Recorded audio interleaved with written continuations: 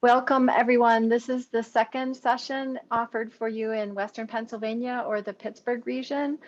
We have today with us two wonderful presenters that are going to talk with us about advocacy in action. We all know that an important part of authentic and sustainable climate justice advocacy is the connections and legitimization of efforts in the community. Such efforts must begin with grassroots. Two of our presenters today are really grassroots organizers, so I applaud them for this very hard work that they do in their community. And their relational organizing, their relational organizing has been instrumental in bringing impactful work to their community. And they're also inclusive with all the members of their community. And only in this way can a project be truly regenerative. So I didn't get to mention in our earlier workshop that Christine and Tamara also work on being regenerative in their creation care efforts. That we talk a lot at IPL about engaging in listening sessions with communities. So we really are providing for the community what the community truly needs. And I learned a lot about that from the work that IPL has done in Philadelphia with an organization called Esperanza.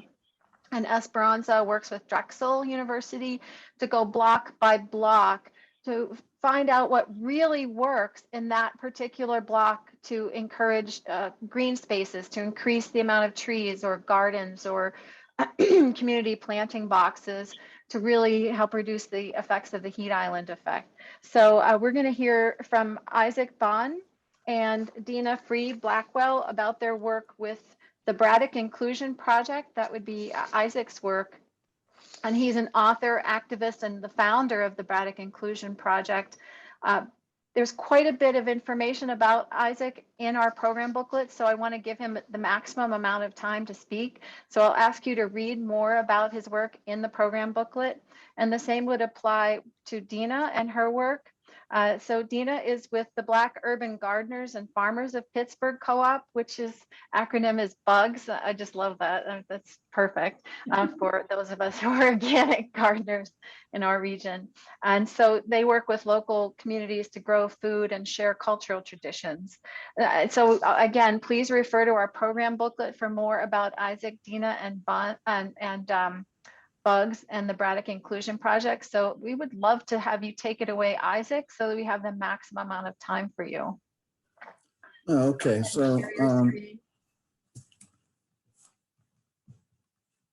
yeah, so I'm going to try to do this with the presentation if I can. If not, I'll just go back and talk.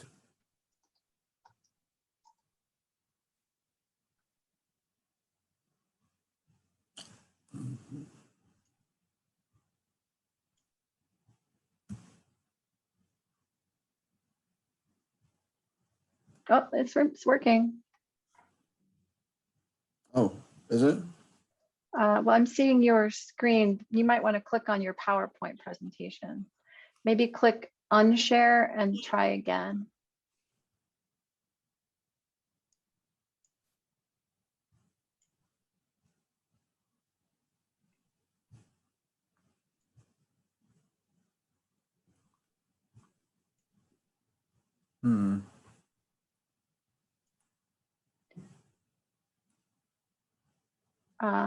Let's see. So maybe click on stop sharing. There you go. There you go. Perfect. Then if you hit the slide share button.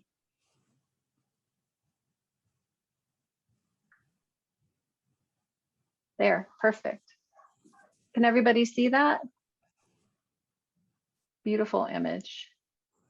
Got it. It is beautiful indeed. So the idea for the Braddock Inclusion Project came from my lived experience of witnessing neglect, abandonment, environmental injustice, and social and structural racism firsthand. From witnessing the reality of those of us who have been historically marginalized, living generation after generation anchored in and tethered to the bottom of society, trapped in environmental hazardous, unsustainable wastelands. This is what I had to live around, and this is what I've seen around my area right next to my house for decades. You can see the steel mill in the background, and that was just constantly blowing smoke for generations. So how we got started, I have to go back to the beginning, and it was after a lawsuit enabled the county to move forward with its plans to begin gentrification, the gentrification process of my community. And as I witnessed the removal and disposition of hundreds of Black families from the Talbot Tires housing complex, I could see that the writing was on the wall for what was going to happen to my community. Out of that lawsuit came an entrepreneurship program for community residents who, once they completed, would receive $20,000 to start a business in the community. And that was my certificate, and I was supposed to get the grant. My plans were just to remove, and this was around my property at the time, was to remove a bunch of the blight, the vacant homes, the pestilence that was going on. People were going into the buildings, using them for drugs and everything like that. But my plans were just with the 20,000 was to remove this blight from around my adjacent home through the vacant lot program. After meeting with county and local borough residents and the community, the council, my plan was approved, and the borough submitted my plan, but I had to get it approved from the county, who at the time didn't own the property, but oversaw the program that was from the lawsuit. And in the meantime, my mother and I began the process to acquire the properties and vacant land around my area so that I can have it owned and tore down. After meeting with county development leaders about the approved plan, I was told that they would get back to me. After being sent in circles for months and months from the borough and county officials, I never received a grant. The county officials said they didn't know who I was. And again, red tags went around not only the property that I wanted, but the entire block. Yet again, I was fenced out and redlined in my area, and this shows what the land looked like from aerial drawings. There you can see my house still down there, but it was fenced in entirely. It was still there from me fighting, but it was fenced in and I had to let it go. And again, you can see the steel mill in the background.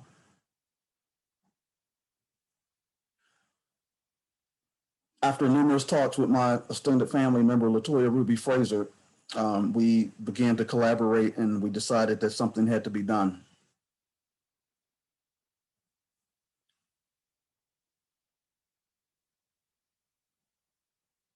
After witnessing newcomers such as John Fetterman coming into the town, who promoted himself as a savior and who came into the town with the ideal of furthering gentrifying the area, we decided to take action, and we moved forward. After learning that Mr. Fetterman was purchasing property to enrich himself down the road, we decided that it would be, and he was using his nonprofit to do this at the time, we decided that this would be a good time for me to educate myself and learn how to start a nonprofit myself. And there's the hospital being torn down that was our biggest employer, and again, another nonprofit that was leaving the area, which Mr. Fetterman supported at the beginning.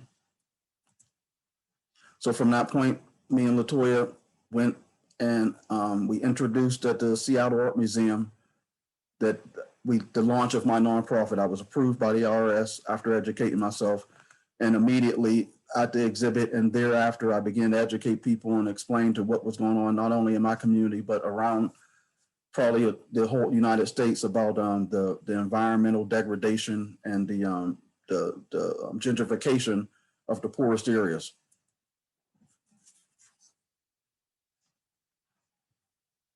After officially becoming accepted by the IRS, with little money coming in, I was specifically funded from LaToya and legendary filmmaker Tony Buba, and I acquired a space where we can actually start doing some work. During that period of time, I was able to immediately make a small impact. I was able to hold life skills programming events in the space. I began to have life skills medical hospital people coming in to do programming inside the space. And I began to work with my childhood friend, Chiaka, who at the time was a very brilliant artist and still is, but he was homeless at the time and just recovering. While I worked tirelessly on grant submissions, he would continuously work the streets and doing community outreach, distributing vital community information, making people aware of our programming, raising funds, painting, and doing other things to help us to get the word out to the community. We also began to use the space to bring in other homeless people and people that was coming out of addiction so that they can learn what was going on and have some extra hope.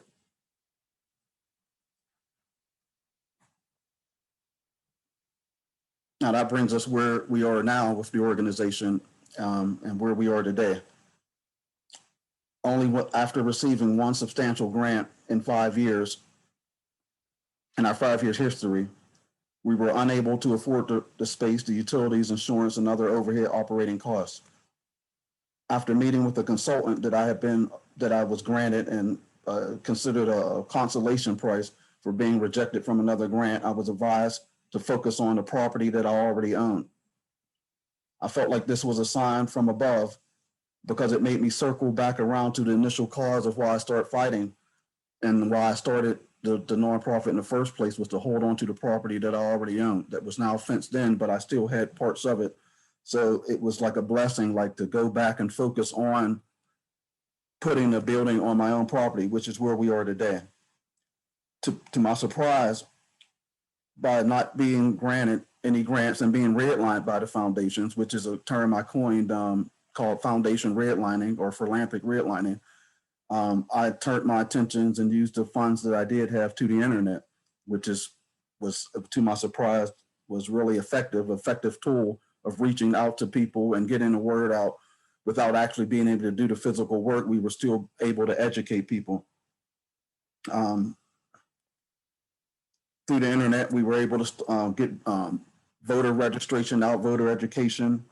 We helped community residents know what was going on in the community about home ownership, about holding on to property, about the gentrifying things that was taking place into the community.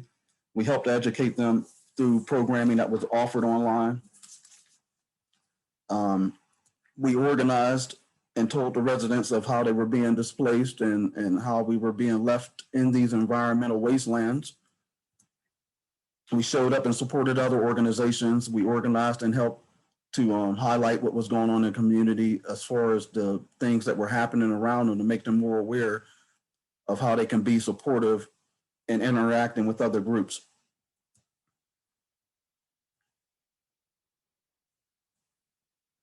The internet also helped us to do that, have other media companies reach out to us. We were able to get all types of videos done, documentaries, and it helped us to get the organization to a almost national level where we started to get small donations coming in actually. And again, this was all done through the internet. I was able to do lectures and get invited to a lot of environmental synopsis and stuff like that through, again, the internet.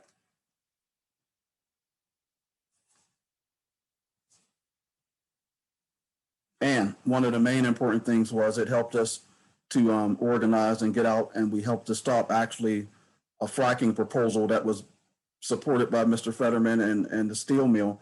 We helped to stop that. We helped to follow that whole thing, and now the plans has been dropped. So it was a victory for a lot of the groups in the area, and it was all because of us coming together and standing up and fighting and saying, no, these communities can't have this.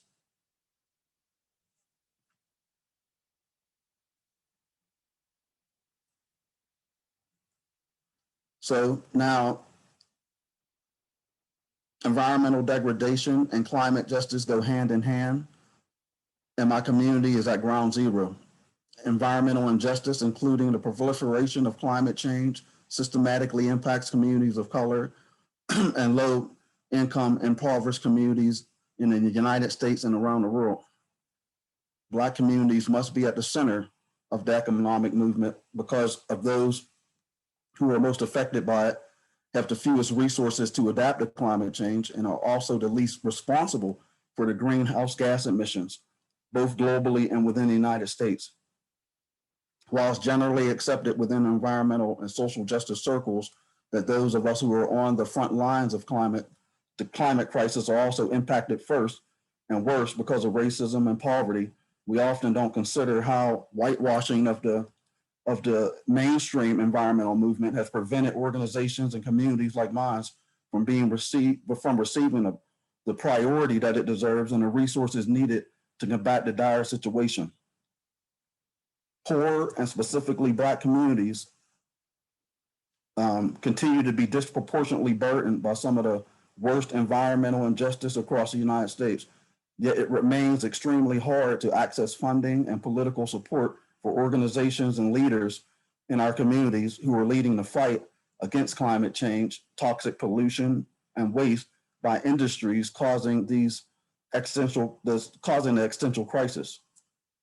Unfortunately, this has a lot to do with structural and social racism, politics, and the way in which our bodies and communities are seen and seen as disposable and by greedy corporations, government, and similarly portrayed as voiceless victims by those professing to be our allies. Meanwhile, people of color breathe more unhealthy air from nearly all polluting sources in America.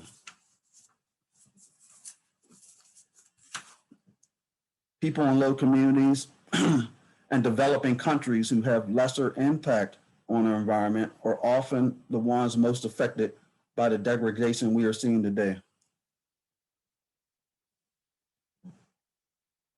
Environmental degradation and injustice is about the human beings in Braddock, Detroit, Ohio, Chicago, Kansas City, and other marginalized communities surrounded by polluters where people have died generation after generation and others are chronically ill from toxins.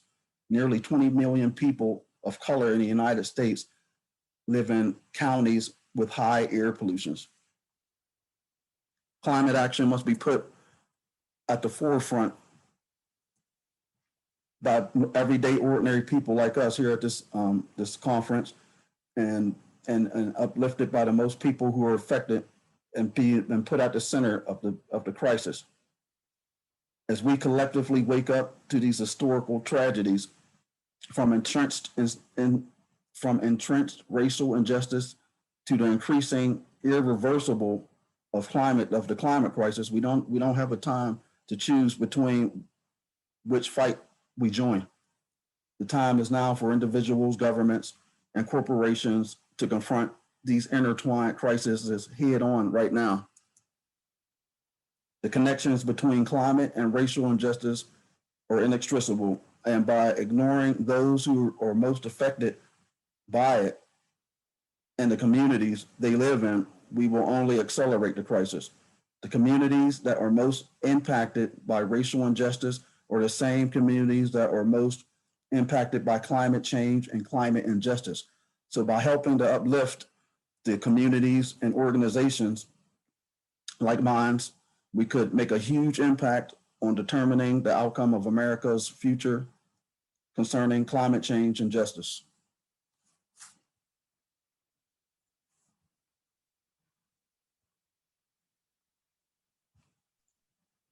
That's quite a contrast from where you are today to where you want to be, but it sounds like you're on the right path.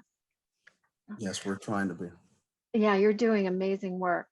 So let's switch over to Dina Free Blackwell from Bugs for now, and then we'll come back with questions for you, Isaac. I'm sure our attendees are going to have a lot.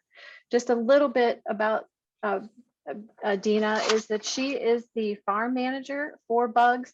So I'm sure she can share a lot of information with us about how Bugs has been instrumental in her community. While she's talking, I am going to share a wonderful photo that she shared with me.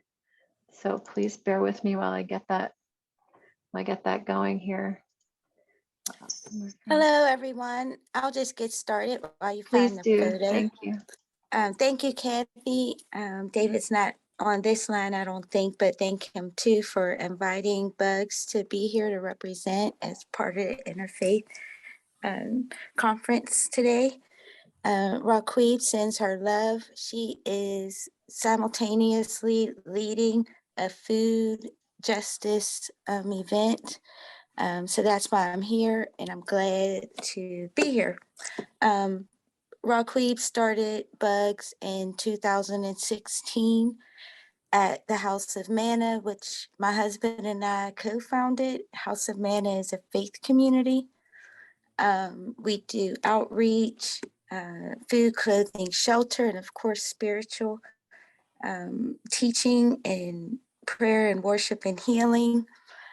Bugs first community farmers market, which is a co-op market, and it's a co-op with local community farms that come together and are ally partner. We say ally because it's not an organization that's actually right directly in Homewood. That's where we're located, in the Homewood east end of Pittsburgh community. Grow Pittsburgh is one of the leading ally partners and supports Bugs efforts, as well as a number of, as you can imagine, foundations and local community residents that put in time by volunteering and advocating by sharing the word about what we do. Bugs has since grown from creating a farm right directly across from the local high school, which aesthetically it creates a whole different vibe, if you will, in the community. So instead of seeing blight, you see a hoop house, a farm we have across the street on another piece of land, the bee sanctuary, and Brother Maurice is our beekeeper. So she started by doing the farm and quickly became a model for other communities to do the same. One thing that we like to push for and advocate for is not just being a placeholder for gentrification to come later, because we've seen that happen. They'll support local communities by doing, for example, the community cleanup block grant, and you have community residents feeling like they're a part of the community cleanup and transformation, but actually they're just being used as a placeholder for the plan that actually has been worked on by the city, the county, developers for their plan 20 years later. I'm also a city planning commissioner, so I see a lot of development. I see a lot of redlining. I see a lot of gentrification that is planned for.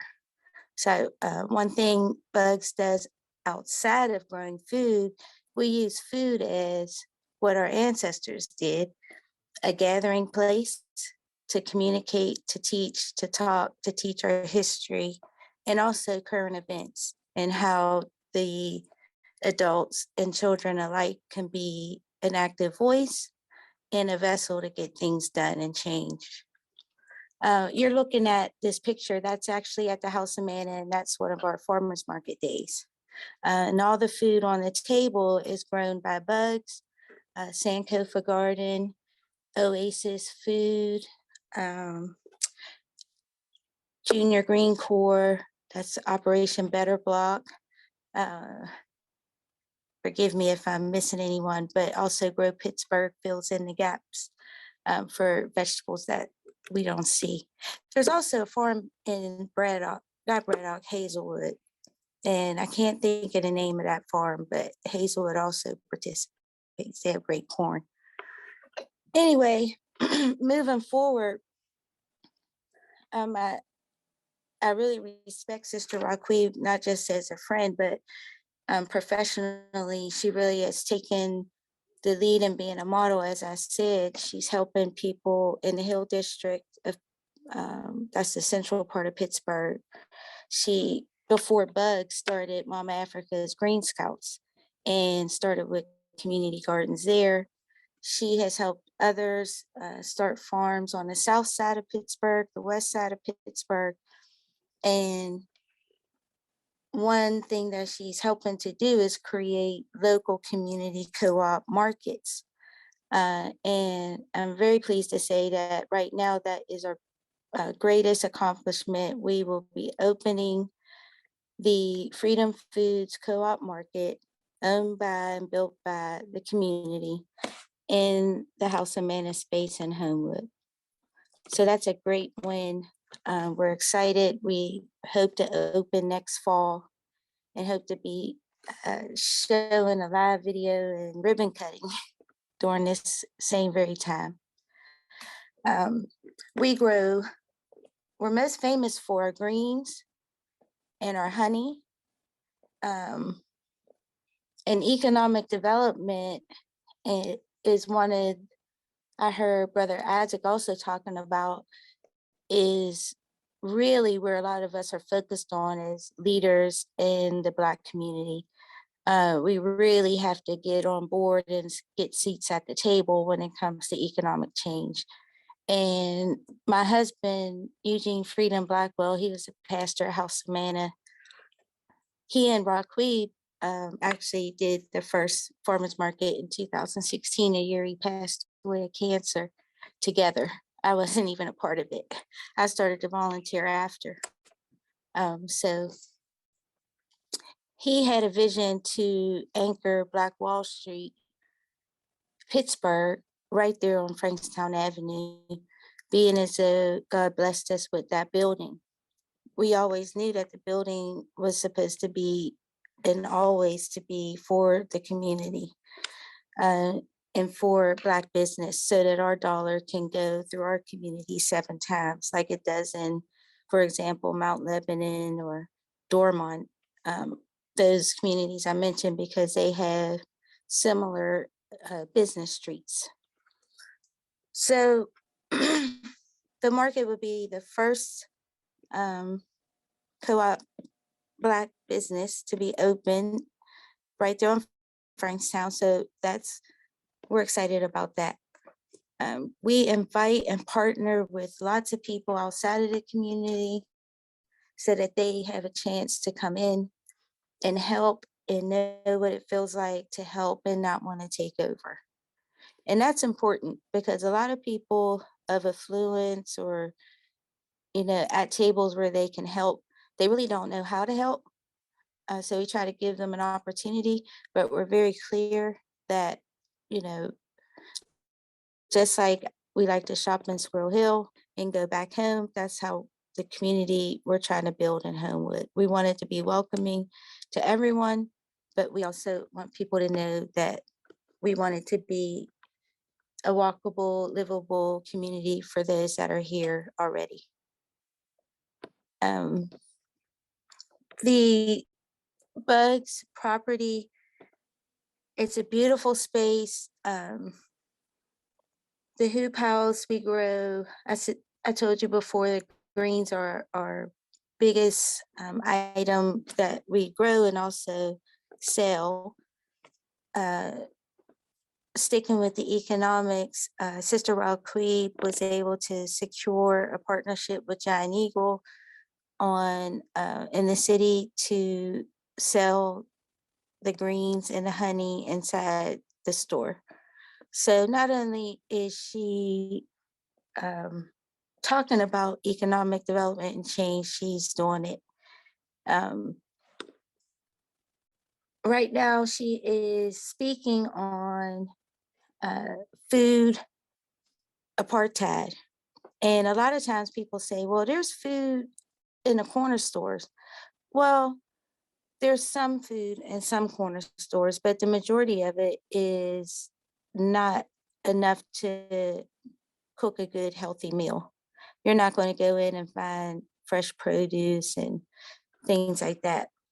And even before thinking about a store, we really want to let people know our history, that our ancestors survived off of growing their own food. They weren't given anything, you know.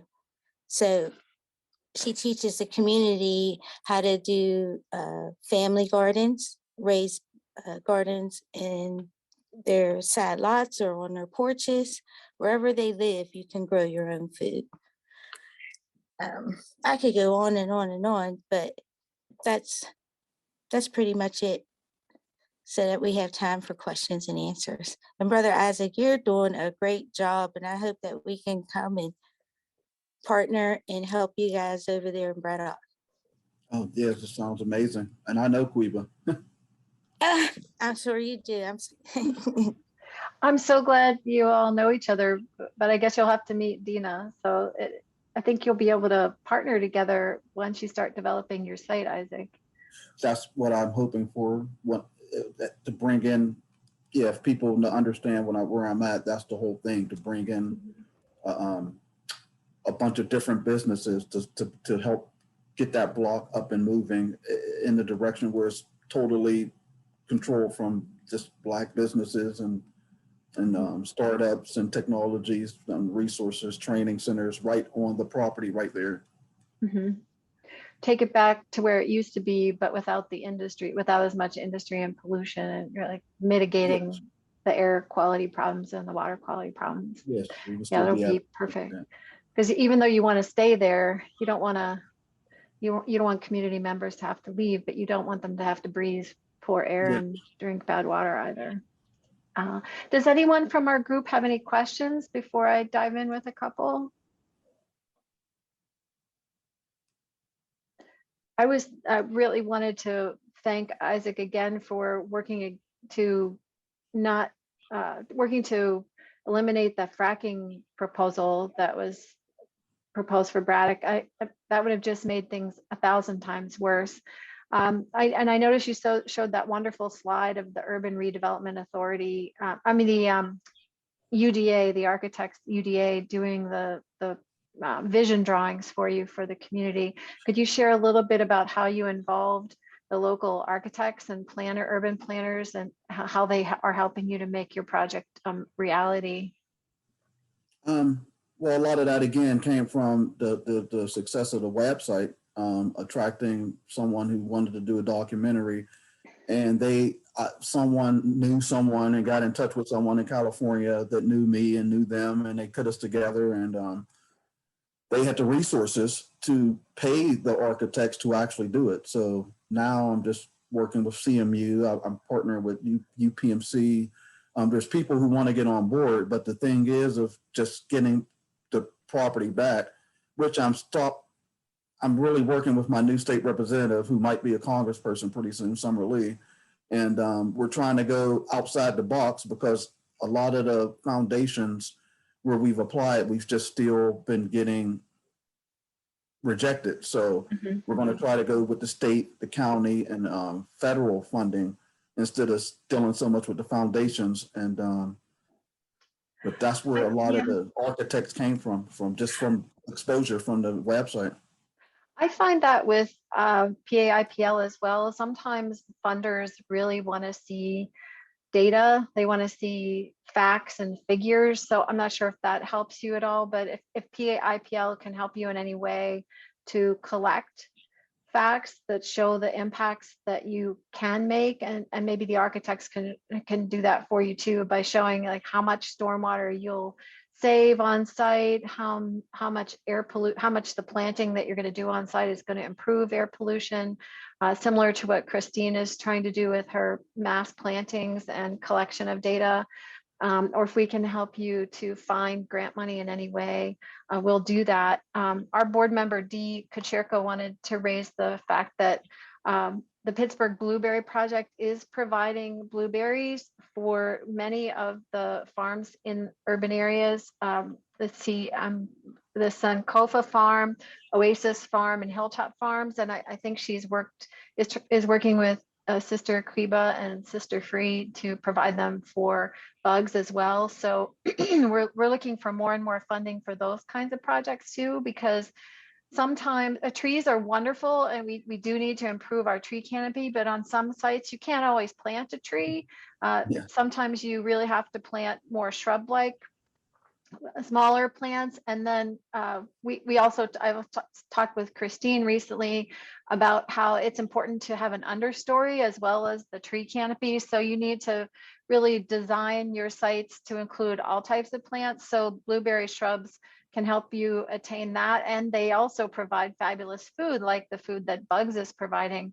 So if either of you, Bugs from Dina or the Braddock Inclusion Project wants to boost our interaction with you, we'll try to make that happen with plants, volunteers, and funding to increase your impact.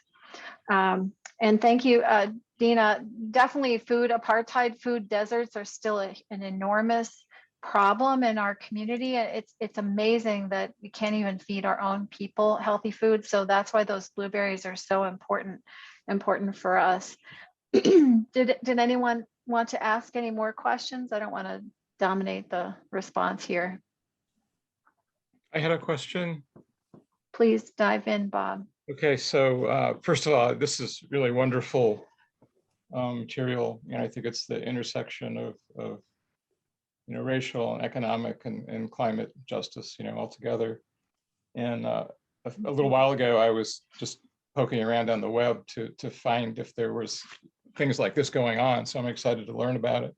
But one thing I ran into is called Black Neighborhoods Matter. The subtitle is Connecting Community Health, Vacant Land, and Racial Justice. And from what I could tell, they showed examples in Hazelwood. So I just wondered if you folks knew about that. Is that something that you can partner with, or something you know about? Is that a group that you've worked with, Dina? Which one? Black Neighborhoods Matter. Raqui may have, but I haven't directly known. Mm-hmm. You've all made such great progress. Can you remind me again, please, when you first started? In what date, what year you first started? Bug started in 2016. They began organizing in 2015. Wow, so that's only 6 years ago, 7 years ago. Right. You really made a big dent in the problem, and I see that growing in the future. How about you, Isaac? When did you start? Please remind me. Around the same time, 2017, we officially got started. And like I said, we're still, once we lost the building, which was a couple of years ago, we've been in transition. So our main focus right now is to build and get a facility to operate out of, a world-class facility to operate out of, which we're working with CMU to do a lot of designing, the green things, working on. If you have someone right from the university in the area working on how we can stop this, which they've agreed to do inside of the facility once we can get it. A lot of things you talked about, not only wanting to stay there, but working on solutions of how we can help slow down the pollutions. That's one of the main reasons why I joined with CMU's ready to partner with me to bring a startup right down into the facility and have a think tank to work exactly on how we can stop or slow down the emission, and also figure out how we can start, because like I said, they're connected. Redlining, most of the areas that are polluted are surrounded in Black communities. So we want to work on all that right in this facility, help people. But yeah, we've just been getting started, maybe since 2017. Yeah, Patty brought up in the chat that there are so many non-polluting industries that can be effective in building local enterprise. You don't have to harm people or increase their harm when you develop a site. There's so many ways. So I'm glad you're partnering with CMU through their urban planning department. Is it the Cities Institute there that you're working with at CMU? There's several different departments. A lot of it's there's several different departments. Economics, most of it deals with economics. computer technology, because we want to have a facility where the kids can go in and start, that might not never go to CMU. A trade-off with the students, graduate students, would be to help them to learn computer training so that they can start their own startups. But a lot of it is also bioengineering. And there's just several different departments that we're working with. There's students from each one that will be included in the little think tank to help advise me, and so that they can know that I'm getting my data and everything from the people who's actually working on a solution. Yeah, as you mentioned in your bio that you're really focusing on offering computer technology, trade skills, educational life skills, and entrepreneurial programs. So you're building a community in many different sectors or many different types of opportunities. Where Bugs is really focusing on farming and food production, that could be one of your offerings as well. Setting up a garden on site there with different levels of planting would be really helpful. Similar to what they do at maybe Manchester, the Bidwell Center. There's actually someone seeing one of our documentaries, and they actually, another person from another group from CMU is doing actually that on the other end of the site already. They built the building within a couple of years. They grow food and they send it to Giant Eagles and Whole Foods. I can't remember the name of them. I think it's Fifth Seasons. Wonderful. They're right behind me. They grow food from robots. There's no climate. It's indoors. You can grow food all year round, and you can do it in the desert. I mean, and that was just another component from the technology with CMU, and it was a startup from CMU. So they're already on the property doing that. Ed has a question for us. Go ahead, Ed. Well, it seems to me like Black Neighbors Matter is connected with Grounded Strategies from what it looked like. And I know they have a presence down in Braddock. And I just want to kind of say that I think there's a great economic opportunity for people to get involved in transforming our gardening and landscaping paradigm to both encourage people growing their own food and to encourage native plant ecosystems without the use of chemicals and excessive gasoline and water and that sort of thing. So I'd love to see that advantage being taken advantage of, that opportunity being taken advantage of. Absolutely. Have either of you seen a problem with brownfield sites in your area, since particularly in Braddock, but could also happen on vacant lots throughout the city that Bugs might be working with, where you might have had industry there and you need to remediate the soil or build up beds so that you're using new soil? And we use the mound method just for that reason. The African way of growing vegetables, because we do have that problem, because for a long time when they would demolish homes, they would just put everything under the ground, toilets, everything. Everything that was left from the tall portion of the building was covered. So all the soil every year, Bugs has the soil tested for all around, but we still do raised bins with organic soil, organic seedlings, organic, when we call it, when the leaves are, for example, when the greens get sick, we use organic. I don't know, I can't think of the right term, but yeah, we do have that problem. So we have to be very, very careful.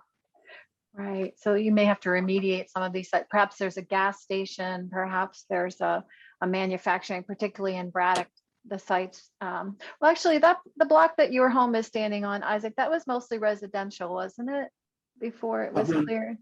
Yeah, at one point, but when the county took it over, they did all the land, they redid everything under it because they wanted to use it eventually for a small, what are those things called, where you have a bunch of little businesses in there, a strip mall or some type of industry. But there's like a lot of vacant land in Braddock. But again, Mr. Fetterman bought a lot of it up ahead of time. They're trying to come in and remediate it, but I'm sure he's not thinking about farming. He's probably thinking about putting buildings and whatever else he can on them. And we're trying to just hope that we can get a lot of that land back from him or whoever the county so that we can put it to use for more green spaces, more other type of industries in the community. Yeah, or at least get him to buy into the urban planning model that you're building, so that if we would be happy to try to partner with you to try to find funding that you could use to buy some of that property back, but Yeah. that might be difficult. So Well, if he you owns the land now, so he all of bought it, Fetterman bought the entire lot behind me, the rest of the whole oh block. He gosh, bought it from the county, so. yeah, this It's sounds like easy to talk to him. We're trying to go in negotiations with him, but it's really hard because he wants to say that he wants to help, but then again, he won't call you back. He won't. I've talked to the real estate agent who says that he owns the property. I thought it was still under the county, but they said he bought it from the county. So, but we just haven't had a chance. I'm sure he would maybe help us to even get some of it back without buying it, but we just haven't been able to get in touch with him. He just won't return our calls. huh. Have you worked with 412 Food Rescue and some of the local restaurants and art galleries to try to make that happen? Me, no. Mm-hmm. Mary Ann mentioned that she thought there was a gallery in Braddock a few years ago that looked like it was a community endeavor or an incubator. Was that part of your work as well? It might have been, but there's another one that, like I said, when Fetterman sees other people doing things, he'll replicate them, and he has the resources to do it. So there was a gallery, I think, that was on one of his other properties, but I'm not sure if they still are into that. I know another one of his friends just bought the Arco building, and they're turning that into an artist living space, but that's just bringing in more other people from outside. It's not really dealing with what's going on inside the community. So Yeah, it's wonderful that you're trying to work with the community itself rather than try to gentrify, or if people call that community home, then they should be able to stay there. I see Patty has a question. Yeah, I wanted to just mention that the Allegheny Land Trust does help communities to acquire property that they're trying to develop from undeveloped space. And they have quite an apparatus for dealing with the logistics of the land ownership and financing. And perhaps we could be helpful in negotiating to get through to Mr. Fetterman. I know that there are a number of people like yourself in Pittsburgh who've approached me. I don't know if you know Kent Bay, but he's trying to do a similar thing up in the Hill District area. And I think there's a huge grassroots movement that we just don't see, of many people in a number of places trying to do what you're doing, making an enterprise from where we are with the resources we have. And I think this is something we need to elevate and give collective louder voice to. And I'm thinking, along the lines of what Reverend Marcia Dinkins was saying this morning, that we need to maybe be a gathering place for these voices and talk about what all of these efforts have in common and put a spotlight on it and put some pressure on the philanthropic community that you don't have to be a nonprofit organization with an 85-year history and a board of directors this long and a financial affidavit of your bona fides in order to be worthy of assistance. And I really think there's a need that has been articulated really well here and a number of other places in recent days that we pay attention to as a Pennsylvania Interfaith Power and Light, but also as just communities of people who are trying to make this place better. You should not have to have, in order to get a job, you shouldn't have to be willing to get sick. You shouldn't have it mean that if there's an industry in your town to get jobs, that shouldn't be at the cost of the people's health and well-being. And these places that have been left vacant, abandoned, contaminated, the owners of those spaces have walked away. They've pocketed the profits and they leave. And we're stuck as taxpayers, as community members, with having to clean up the mess. Well, it's time for somebody to help pay to clean up that mess. And to organize our voices to make sure we get the resources we need to empower people who are actually doing something about the problem. So I think that is what I would like to work on. And if you'd be willing, I'd be happy to talk with you further about this and pull together some people that I know that are doing common efforts such as yours so that we can have a bigger voice in this battle. Yeah. Very And I powerful think story that you raised this morning. I appreciate it. PAIPL is in a unique position, as Patty mentioned, because we are organizing people of faith. And oftentimes we become too polarized as a society where we call ourselves liberals or progressives or conservatives. But we find that many people are conservative, but they're also people of faith. And I think if we want to change anything, particularly in the state of Pennsylvania, unfortunately, we need to rally some of those quote unquote conservatives so that they open up our state government to possibilities of environmental sustainability and public health and growing the community back to where it used to be before it was affected by industry and white flight and pollution and redlining. So we really look forward to helping both of your organizations. Dina, I wonder if you could share, since Isaac has sort of a site, he has a particular site that he's really working on because it exists in Braddock, and maybe he's looking at additional opportunities to acquire other sites in Braddock. But how does Bugs go about finding vacant land and then working with people in that particular area to develop it as a community garden? Oh, did we lose Dina? No, I'm here. there It's just she is. hard trying to hit the mute button There on she and is. off. And the screen kept going up and down.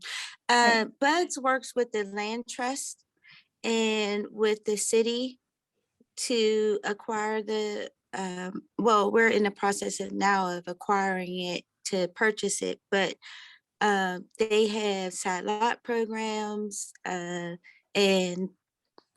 Shelly Dankole, she is the lead for that. And she's a great resource for Bugs and other community gardens and farms. So that's the way that we've been working with the city mostly. Are you able to share a little bit of information on how you acquire people, or how you acquire people, how you acquire the land? Is there a formula or a guide that you could give some Well, of our attendees? once you contact the city, you go to the city website, City of Pittsburgh, and go to the land trust, and there's a list of vacant lots, and then the steps are pretty much right there, where you can do an inquiry online, and then someone contacts you from the city, and there's meetings that happen and so on and so forth. Pretty traditional. Yeah, from what I understand, that's a difficult process to get through. What's that again? Pittsburgh what? It's the Pittsburgh Land Trust. And it can be difficult, but if you go to the website, you take the steps and you follow up, you unfortunately have to keep calling. If they don't call you back, like Brother Isaac is having trouble, unfortunately, it's who you know and the relationships. So if you don't know anyone in the city and are not contacting you, I would suggest that you go to the Community Development Corporation that's in your community, because the Community Development Corporation has a very close relationship, or they should, with the city. And a lot of times they have easier access to the list of properties that are available and the contact person. So that's what I would suggest. And that's another thing. That's another thing, is because there's a different apparatus where Dina's in the city, I'm in the county. So they operate entirely different. The county, because they consider Braddock not the city of Pittsburgh, it's a suburb, and it's controlled by the county, Allegheny County. Yeah, so we'll try to help you any way we can. I think we have 1 minute left. Thanks for posting those, Christine. Christine just posted pittsburghlandbank.org and pittsburghpa.gov/back/landbank as two sources that we can use there. And we'll be saving this chat, so we'll be putting a resource list together as part of our follow-up for this. So we'll get those to you along with everything that Christine and Tamara shared and Ed shared and Bob shared earlier. Right before we run out of time, does anyone else have another question that they would like to ask? Or more Can you provide information? some sense of the cost of a lot? I don't know if that's a sensible question. You know, what kind of order of magnitude of cost are we talking about? It varies. It could be now because so many people are fleeing back to the city. The price is going up because, as you can imagine, with the development happening all around communities like Homewood, we're right next to Lincoln Armour, which is being developed, East Liberty, which is being developed. So you can imagine people are having an eye on the property here in Homewood. And we are doing all that we can to secure it for the residents and keep it here for the community. But it can go from 100 to thousands. It just depends on who owns it, its location. When you think it's more, it's becoming more market rate, unfortunately, just so they can hold it for development. And that's the politics that, you know, for decades, centuries, that's how it goes. Same in Braddock. I mean, the county, Fetterman knows most of the land, but you can come in with a plan, but you can always get outbid by someone else who has more money. Right. Christine has her hand raised. In case we get cut off while she's asking her question, I just wanted to thank you both again, Isaac and Dina, for sharing your progress, the impacts you're making, and you're doing incredible work. So keep it up and we'll help you any way you can. And Christine, do you want to go ahead? I can, it was more of a comment than a question, and we'll probably run out of time, but it was short. I just wanted to note that my understanding of the Pittsburgh land bank is also that in order to be able to access the vacant lots in a particular community, for them to be released through the land bank, that there needs to be a registered community organization on file, or basically that community needs to go through a community registered organizational process to get the RCO on file before the land bank will release it. And only a handful of the 90 or neighborhoods in Pittsburgh actually have the RCO. So a lot of the land is just tied up currently. Dina, do you and Isaac, does that match your understanding? Yes, and the RCOs is fairly new in the recent administration of council. So that's why not a lot of people have signed up for it. It's not that hard of a process, but it's just one of those relationship things. If people don't have relationship, they don't know where to go and where to get started. But there's always a way around things.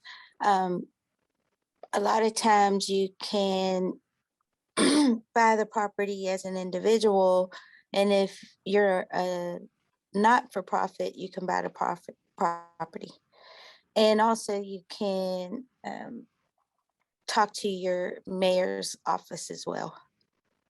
So there's actually two avenues. I believe with the county, you must own an adjacent lot to be able to purchase a lot through the Department of Economic Development.